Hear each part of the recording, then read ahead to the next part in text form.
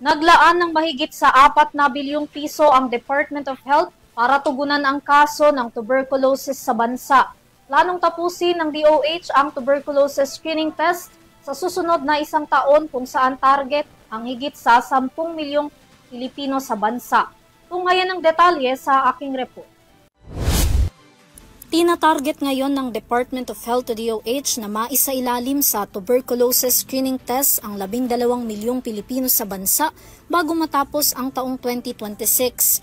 Alinsunod ito sa direktiba ni Pangulong Ferdinand Marcos Jr. sa ilalim ng Philippine Strategic TB Elimination Plan at Philippine Acceleration Action Plan for Tuberculosis to 2023 to 2025. Ayon sa DOH, nasa 4.2 billion pesos ang proposed budget nila para sa pagpapabuti ng TB services sa 2026. Sa katunayan, ayon kay Health Secretary Ted Herbosa, gumagamit na ang Pilipinas ng ultra-portable AI-powered chest x-rays. Nagrekomenda rin daw ang World Health Organization or WHO sa Pilipinas ng nucleic acid amplification test para mas mabilis matukoy ang may mga kaso ng TB.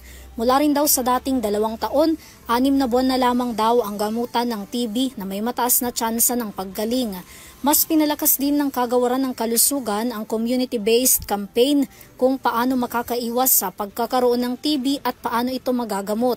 Samantala, batay sa DOH, nasa 250 milyong Pilipino kada taon ang nagkakaroon ng TB na isa rin sa mga dahilan ng pagkasawi.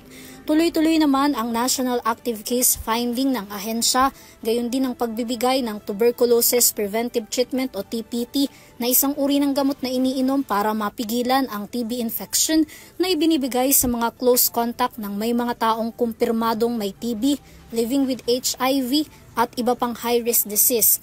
Paalala naman ng DOH na libre ang gamutan ng TB sa mga health centers sa buong bansa. Para sa EuroTV News, Vanessa Cleofas, sumasaludo sa bawat Pilipino.